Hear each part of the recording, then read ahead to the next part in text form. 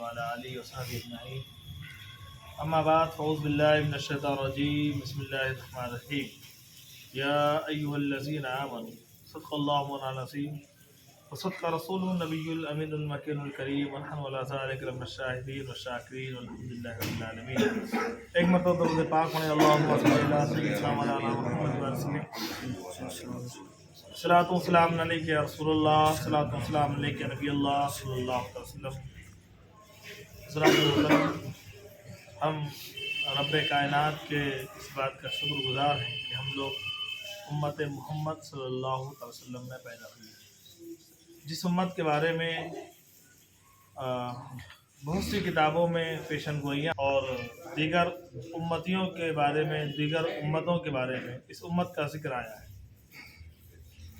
جس میں حضرت موسیٰ علیہ السلام کا خاص کر کے ذکر کیا گیا کہ اس امت میں آنے کی خواہش جائے، مطلب یہ ایسی امت ہے جس کو خیر الامم کہا گیا، اس امت کو خیر الامم کہا گیا، اور نبی کے زمانے کو خیر القرون کہا گیا، اور نبی کے شہر کو لا اقسم بہذا البلد وانت حل بہذا البلد کہا گیا، یعنی نبی کے شہر کی قسم کھائی گئی۔ تو ہم اللہ کا شکر ہے کہ ہم بہت ایسی امت میں ہیں جس کو کم وقت میں اللہ تبارک و تعالیٰ زیادہ ثواب دیتا ہے، کم وقت کی عبادت میں زیادہ ثواب عطا فرماتا ہے۔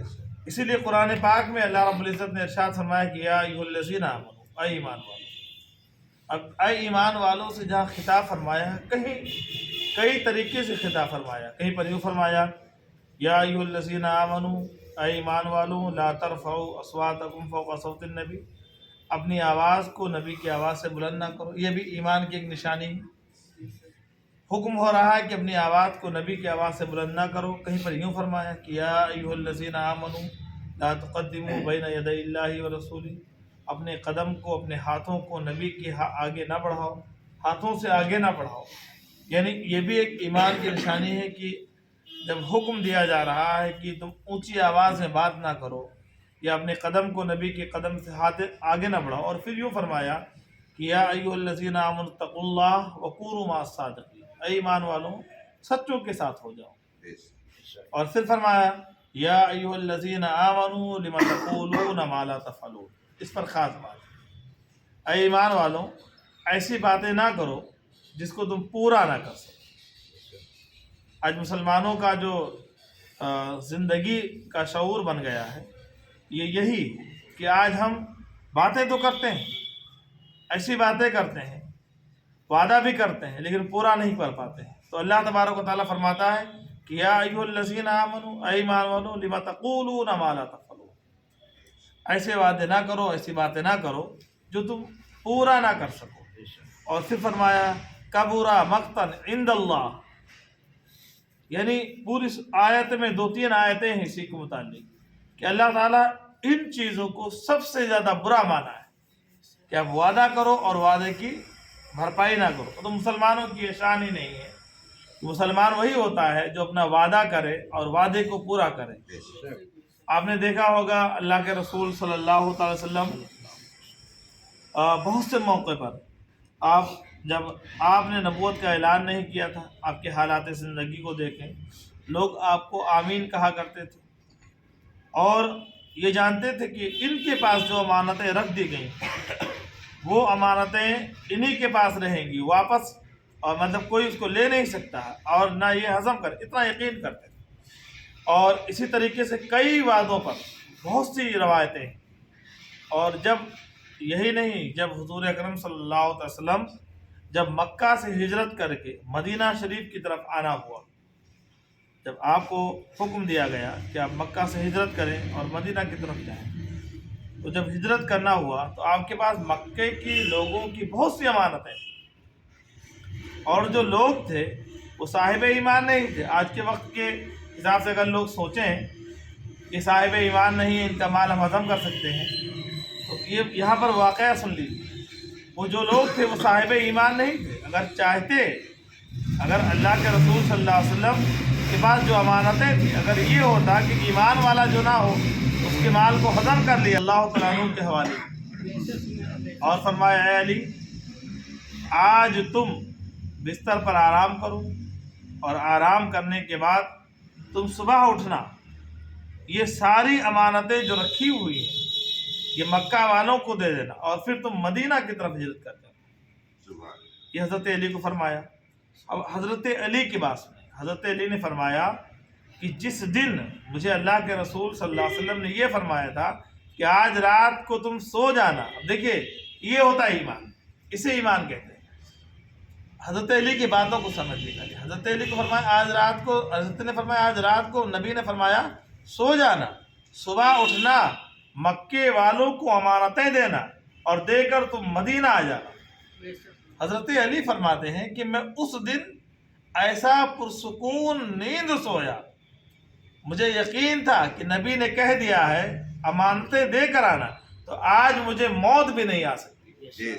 تو یہ کیا ہوتا ہے؟ یہ ایمان ہوتا ہے، یہ ایمان ہوتا ہے، یہ ایمان کہا جاتا ہے، اسی کو ایمان کہا جاتا ہے، نبی کو ماننا، نبی کی باتوں کو ماننا۔ تو حضرت علی سمجھ گئے تھے مجھے آج رات نیند نہیں آ سکتی، میں پرسکون نیند سوؤں گا، اور صبح اٹھ کر مکے والوں کو امانتیں دی۔ لیکن ایک بات اور بتا دیں، جب حضور اکرم صلی اللہ علیہ وسلم ہجرت کرنا چاہے اور ہجرت کے لیے نکلے تو جو کفار مکہ تھے انہوں نے آپ کے اس گھر کا مظاہرہ کر رکھا، چاروں طرف سے گھیر رکھا تھا، لیکن اب اللہ کے رسول گئے کیسے کہ لوگ دیکھ نہیں پائے؟ اللہ کے رسول گئے کیسے کہ لوگ دیکھ نہیں پائے؟ یہی تو حکمت عملی ہے، یہی تو ہے کہ لوگ کھڑے تھے اور نبی نکل گئے لوگوں کے بیچ سے، مٹی لیا، پڑھ کر پھونکا اور جن کے چہروں پر پھینکا، اور میرے نبی کریم صلی اللہ علیہ وسلم لوگوں کے بیچ سے نکل گئے اور لوگوں کو معلوم ہی نہیں پڑا۔ جب صبح کا وقت ہوا تو لوگوں نے کہا کافی وقت ہو گیا، دیکھا تو ابھی، اور حضرت علی کی دیکھی، حضرت علی کا انداز دیکھیے لیٹنے کا، جس طرح میرے آقا صلی اللہ تعالیٰ علیہ وآلہ وسلم لیٹتے تھے اسی انداز پر حضرت علی رضی اللہ تعالیٰ عنہ لیٹے ہوئے۔ تو جب لوگ دیکھتے تھے کہتے نہیں ابھی حجرے کے اندر ہے، لیکن جب صبح کا وقت ہوا، جب دیکھا گیا تو حضرت علی تھے۔ حضرت علی نے مکے والوں کو امانتیں دی، اور امانتیں دینے کے بعد آپ مدینہ منورہ پہنچے۔ یہاں پر کئی چیزیں آتی ہیں، ایک یقین ہوتا ہے، ایک ایمان ہوتا ہے۔ تو ہم نے خدا کو دیکھا نہیں، لیکن ہم کو ہمارا یہ عقیدہ کیا ہے کہ خدا ہے، اور یہ عقیدہ خدا ہے، ہم نے دیکھا نہیں لیکن مانتے ہیں کہ خدا ہے۔ یہی تو ایمان ہے، یہی تو ایمان ہے۔ اللہ کے رسول صلی اللہ علیہ وسلم نے فرما دیا تو خدا ہے تو ہم مانتے ہیں، اور نبی کی باتوں کو ماننا ہی یہ ایمان کی بڑی نشانی ہے۔ اسی طریقے سے بہت سی چیزیں ہیں، جسے آقا صلی اللہ تعالی وسلم کے بارے میں جسے کل جو گفتگو ہوئی بتایا گیا کہ میرے نبی جسم و جسمانیات کے ساتھ کچھ وقت کے لیے آپ کے جسم سے روح نکالی گئی، اور پھر جب مثال جو قرآن کریم کی آیت کریمہ ہوئی کہ وَلَا تَقُولُوا لِمَن يُقْتَلُ فِي سَبِيلِ اللَّهِ أَمْوَاتٌ، یعنی وہ لوگ جو اللہ کی راہ میں شہید کیے جائیں وہ ہیں کون؟ وہ نبی کے امتی تو ہیں، اور نبی کے امتی ہیں تو وہ جب راہ خدا میں شہید ہو گئے تو خدا نے اتنا بڑا مقام کر دیا، اتنا بڑا مقام دے دیا کہ آپ ان کو مردہ غمان بھی نہیں کہہ سکتے ہو، کر بھی نہیں سکتے ہو۔ اور قرآن ہی کہتا بل حیاؤن عند ربہم یرزقون، وہ اپنے رب کے ہاں روزی بھی پاتے۔ دو آیتیں کریمہ، ایک ولکن لا تشعرون اور ایک ہے بل حیاؤن عند ربہم یرزقون۔ ایک ہے تم ان کی زندگی کو سمجھ ہی نہیں سکتے، اور ایک میں ہے وہ اپنے رب کے پاس روزی پاتے۔ تو جب ایک امتی کا یہ معمول ہے، اللہ کے راہ میں شہید ہونے کے بعد اس کا اتنا بڑا مرتبہ ہے، تو وہ نبی اعظم صلی اللہ تعالی وسلم کی مثال ہی کیا، جس نبی کے صدقے سے کائنات کو خدا نے مارز وجود دیا، جس نبی کے صدقے سے کائنات کو پیدا کیا، جس نبی کے صدقے سے ساری چیزوں کو پیدا کیا گیا، یہاں تک ہم اور آپ دنیا کی جو ساری چیزیں ہیں وہ سب نبی کے صدقے سے پیدا کی۔ اب یہ عقیدہ رکھنا کہ معاذ اللہ نبی مر کر مٹی میں مر گئے، یہ ایمان کی نشانی نہیں، یہ کفر کی علامت ہے، یہ کفر کی نشانی ہے، یہ ایمان نہیں، یہ ایمان کی نشانی نہیں، یہ کفر کی علامت ہے کہ سمجھ لیں کہ آپ نے یہ عقیدہ رکھا تو آپ اسلام سے خارج ہیں۔ اچھا، جو اسلام سے خارج ہوتا ہے تو کس کے نزدیک ہوتا ہے؟ بعض لوگوں نے کہا کہ فلاں صاحب نے، کسی کے نزدیک نہیں، وہ خدا کے نزدیک ایمان سے خارج ہے، ایسا عقیدہ رکھنے والا، کیونکہ خدا نے قرآن پاک میں فرما دیا، اور اگر ہم نے نبی کی حیات زندگی سے انکار کیا تو قرآن کا انکار کیا، اور جو قرآن کا انکار کرے وہ ایمان سے خارج ہے۔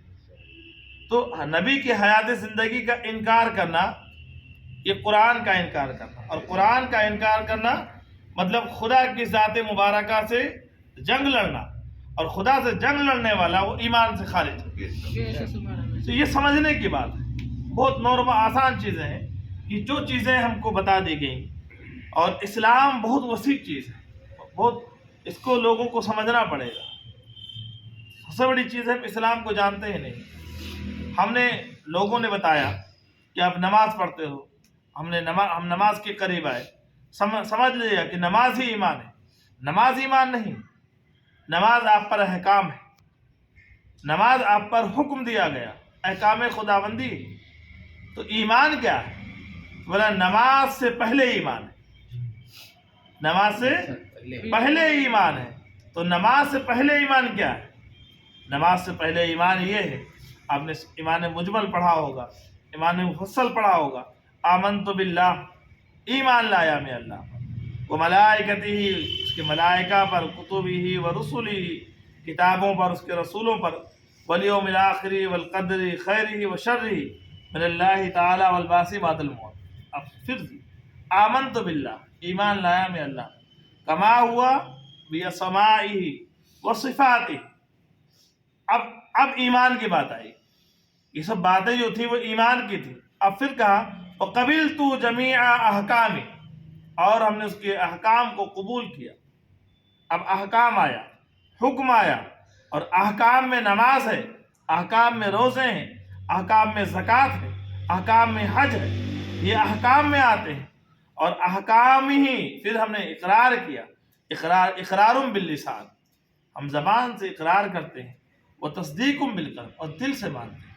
تو زبان سے اقرار کرنا، دل سے ماننا، اس کا نام ایمان ہے۔ اور جب آپ کا ایمان مکمل ہو جائے، ایمان جب آپ کا مکمل ہو جائے، تو جب ایمان آپ کا یقین کامل ہو جائے، پھر آپ پر احکام خدا بندی آتی ہے، پھر حکم آتا ہے کہ آپ نماز پڑھو۔ تو پہلے آپ ایمان مکمل کرو۔ آج کا جو مسئلہ ہے لوگوں کی جو ذہن میں ڈالا جاتا ہے، یہ نماز کا مسئلہ نہیں، یہ نماز نہیں، نماز سب پڑھتے ہیں۔ ہندوستان کے لوگ جو بھی نماز پڑھتے ہیں، اکثر و بیشتر لوگ فقہ حنفی پر عمل کرتے ہیں، چاہے وہ اہل سنت والجماعت کے ہو یا کوئی بھی ہو۔ اکثر یہاں فقہ حنفی کے لوگ ہیں، کچھ جگہ پر شافعی پایا ہے۔ تو جب فقہ حنفی سب کے لیے اور فقہ حنفی پر عمل کرتے ہیں، تو یہاں پر نماز کے مسائل نہیں، احکام کا مسائل نہیں، یہاں پر جو اصل مسئلہ ہے وہ ایمان کا ہے۔ اور آپ نے دیکھا ہوگا ایمان پہ کوئی بات نہیں کرتا ہے، صرف نماز سے مکمل نہیں ہوگا، ایمان کی بات کریں۔ ایمان کیا ہے؟ تو پہلے آپ ایمان لائیں۔ اسی لیے قرآن پاک میں اللہ رب العزت نے ارشاد فرمایا تھا کہ یا ایھا الذین آمنوا، اے ایمان والو ایمان لاؤ، آمنو باللہ، اللہ پر اور اس کے رسول پر۔ تو یہی سمجھنا ہے، ایمان لاؤ۔ اب ایمان والوں سے خدا کہہ رہا ہے ایمان لاؤ، اے ایمان والو ایمان لاؤ، اللہ پر اس کے رسول پر۔ تو یہی ہم لوگوں سے دعا ہے کہ اللہ تعالی ہم لوگوں کو ایمان کے ساتھ خاتمہ بالخیر فرمائے۔ وما علینا البلاغ۔ السلام علیکم و رحمۃ اللہ وبرکاتہ۔